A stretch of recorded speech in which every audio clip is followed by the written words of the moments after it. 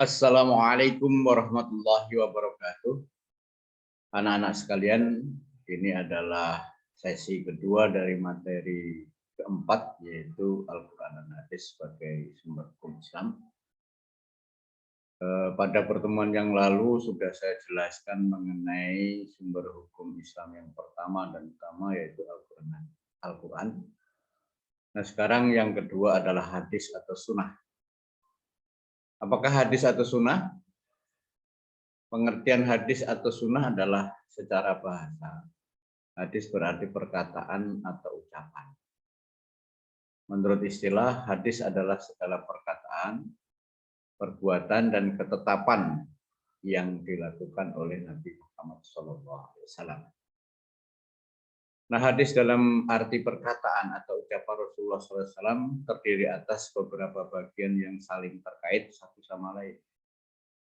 Bagian-bagian hadis tersebut antara lain sebagai berikut. Yang pertama, hadis itu ada sanad, yaitu sekelompok orang atau seorang yang menyampaikan hadis dari Rasulullah SAW sampai kepada kita sekarang ini. Maka ada derajat hadis yang mutawatir, itu kalau sanadnya itu lebih dari 200 orang yang menyampaikan tentang hadis ini. Sedangkan yang kedua matan, yaitu isi atau materi hadis yang disampaikan oleh Rasulullah SAW, redaksi. Maka kadang-kadang beberapa hadis itu beda redaksi, tapi isinya sama. Yang ketiga rawi, yaitu orang yang meriwayatkan hadis.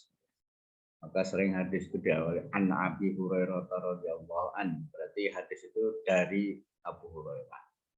Nah, Abu Hurairah itu adalah orang yang paling banyak menerima hadis dari Rasulullah. Karena beliau itu seorang yang fakir, tidak memiliki harta, tidak memiliki keluarga, sehingga beliau itu selalu ngintil Rasulullah. Kemana Rasulullah berada, beliau itu ada.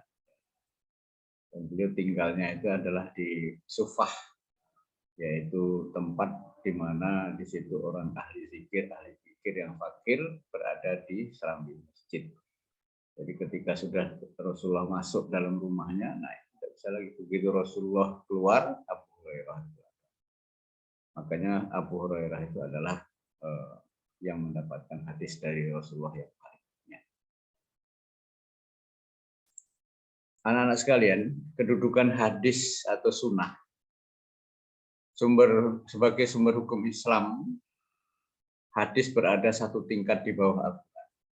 Artinya jika sebuah perkara hukumnya tidak terdapat dalam Al-Quran, yang harus dijadikan sandaran berikutnya adalah hadis tersebut. Hal ini sebagaimana firman Allah, wa ma atakumur rasulu fakhudhuhu wa ma nahakum anhu fantahu wattaqullah innallaha syadidul iqab. Dan apa-apa yang diberikan Rasul kepadamu maka terimalah ia, dan apa-apa yang dilarangnya maka tinggalkanlah dia. Quran surah Al-Hasr ayat 7. Demikian pula firman Allah dalam ayat yang lain, may yuti'ir rasula faqad ata Allah wa man tawalla fama arsalnaka 'alaihim hafidha. Barang siapa menaati Rasul Muhammad, maka sesungguhnya ia telah menaati Allah, dan barang siapa berpaling darinya, maka ketahuilah kami tidak mengutusmu Muhammad untuk menjadi pemelihara mereka. Quran surah An-Nisa ayat 80. Nah, itu jelas sekali dalil yang menyatakan bahwa Nabi Muhammad SAW itu hadis atau sunnahnya itu menjadi sumber rujukan hukum yang kedua. Nah, fungsi hadis itu apa? Fungsi hadis terhadap Al-Quran. Ya. Jadi Rasulullah itu sebagai pembawa risalah Allah bertugas menjelaskan yang diturunkan Allah melalui Al-Quran pada umat manusia. Oleh karena itu hadis berfungsi untuk menjelaskan atau bayan menjelaskan, serta menguatkan hukum-hukum yang terdapat dalam Al-Quran. Untuk lebih jelasnya, Di sini akan disampaikan fungsi hadis terhadap Al-Quran dapat dikelompokkan menjadi 4. Yang pertama, menjelaskan ayat-ayat Al-Quran yang masih bersifat umum. Contohnya adalah ayat Al-Quran yang memerintahkan sholat. Perintah sholat dalam Al-Quran masih bersifat umum, sehingga diperjelas dengan hadis-hadis Rasulullah SAW tentang sholat. Bagaimana cara sholat, bacaan sholat. Dan yang kedua, memperkuat pernyataan yang ada dalam Al-Quran, seperti dalam Al-Quran terdapat ayat yang menyatakan, barang siapa di antara kalian melihat bulan, maka berpuasalah. Kemudian ayat tersebut diperkuat oleh sebuah hadis yang berbunyi, berpuasalah karena melihat bulan, dan berbukalah karena melihatnya. Nah ini yang disebut memperkuat pernyataan yang ada di dalam Al-Quran. Nah, yang kedua, menerangkan maksud dan tujuan ayat yang ada dalam Al-Quran. Misalnya dalam Quran surah At-Taubah ayat 34 dikatakan, orang-orang yang menyimpan emas dan perak, kemudian tidak membelanjakan jalan Allah, gembirakanlah mereka dengan azab yang pedih. Ayat ini dijelaskan dalam hadis yang berbunyi, Allah tidak mewajibkan zakat kecuali supaya menjadi baik harta-hartamu yang sudah dizakat. Jadi hadis itu berfungsi untuk menerangkan ayat-ayat yang ada dalam. Yang ketiga, yang keempat, menetapkan hukum baru yang tidak terdapat dalam Al-Quran. Maksudnya adalah bahwa jika suatu masalah tidak terdapat hukumnya dalam Al-Quran, diambil dari hadis yang sesuai. Misalnya, bagaimana hukumnya seorang laki-laki yang menikahi saudara perempuan istrinya. Hal tersebut dijelaskan di dalam sebuah hadis Rasulullah SAW yang artinya dari Abi Hurairah, Rasulullah SAW bersabda, dilarang seorang mengumpulkan, mengawini secara bersama seorang perempuan dengan saudara dari ayahnya, serta seseorang perempuan dengan saudara perempuan dari ibunya. Hadis riwayat Bukhari.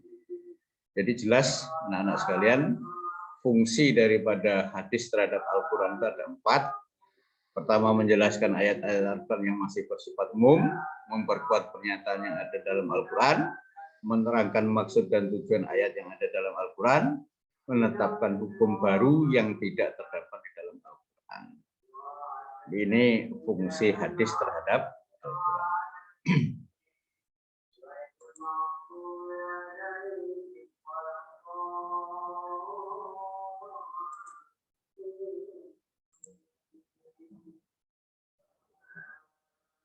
Selanjutnya, anak-anak sekalian, yang berikutnya adalah sumber hukum Islam yang ketiga. Sumber hukum Islam yang ketiga itu namanya adalah ijtihad. Jadi ijtihad itu apa? Yaitu berpikir sungguh-sungguh untuk menemukan hukum yang tidak dijelaskan secara jelas di dalam Al-Quran dan hadis. Nah, ini dilakukan oleh para mujtahid, orang-orang yang sudah memenuhi syarat untuk melakukan ijtihad. Jadi ketika penjelasan di Al-Quran dan hadis itu tidak ada, maka ulama melakukan ijtihad. Bentuk-bentuk ijtihad itu diantaranya adalah ijma. Jadi ulama sedunia ini bersepakat bahwa terhadap satu hukum itu dan dijadikan sumber hukum yang ketiga. Yang kedua dengan metode kias. Kias ini adalah menyamakan hukum dengan yang sudah ada. Misalkan ketika orang disuruh membayar zakat, itu adalah diperintahkan untuk membayarkan makanan pokok. Nah, kalau di Arab Saudi, makanan pokoknya kan berbeda dengan di Indonesia. Kurma, gandum. Karena kita makan pokok beras, maka kita bayarnya dengan beras. Kemudian, misalkan dengan menggunakan beras tadi dengan senilai uang. Ada ulama mengkiaskan boleh, yang penting senilai uang itu. Ada yang tetap bersikukuh harus dengan makanan pokok. Nah, itu adalah metode kias. Jadi hukum yang sudah ada, dilihat ada kesamaan ilatnya, penyebabnya mengapa. Misalkan tadi gendum, ya, itu adalah makanan pokok karena perintahnya adalah makanan pokok. Maka yang berkaitan dengan makanan pokok itu di satu negara tertentu seperti Indonesia beras, nah itu boleh. Dan banyak metode-metode ijtihad ini. Ada yang uruf. Uruf itu adalah adat istiadat yang tidak bertentangan dengan hukum Islam. Nah itu bisa dijadikan juga sebagai sumber hukum. Nah jadi ketika penjelasan di dalam Al-Quran tidak ada, dalam hadis tidak ada, maka ulama boleh berijtihad. Atau penjelasan itu ada, tetapi tidak bisa ditemukan hukumnya itu. Oleh karena perlu diistimbat, dikeluarkan dari sumber mata airnya. Ini perlu orang-orang yang memiliki pemahaman agama yang memiliki kompetensi tertentu. Yaitu misalkan dia ahli Quran, ahli hadis, kemudian menguasai langkah-langkah hukum yang namanya usul fiqh. Jadi tidak sembarang orang bisa melakukan ijtihad. Nah inilah anak-anak sekalian, sumber hukum Islam ada 3. Yang pertama adalah Al-Quran hadis, yang ketiga adalah ijtihad. Al-Quran yang pertama, yang kedua hadis, dan yang ketiga adalah ijtihad. Nah, hasil daripada proses ijtihad yang dilakukan para ulama dengan merujuk kepada sumber-sumber yang 3 tadi, nanti maka akan menghasilkan namanya hukum Islam. Ada hukum wad'i dan hukum taklifi. Nah, hukum taklifi itu yang dibebankan kepada setiap individu yang sudah balik, yaitu hukum misalkan hukum wajib, sunnah, mubah, makruh, haram. Nah, itu perbuatan manusia yang dikelompokkan dalam bentuk hukum. Nah, itulah yang menjadi pedoman. Jadi kalau Al-Quran, hadis itu sumbernya, maka yang menjadi pedoman untuk berperilaku orang, ya hukum yang sudah diterapkan. Mana yang wajib, mana yang sunnah, mana yang mubah, mana yang makruh, mana yang haram, itu yang harus dipatuhi kita sebagai muslim. Demikian saja materi kita mengenai Al-Quran, hadis merupakan pedoman hidup. Mudah-mudahan dapat bermanfaat. Kita akhiri dengan melepaskan hamdalah. Alhamdulillahirabbil alamin. Wassalamualaikum warahmatullahi wabarakatuh.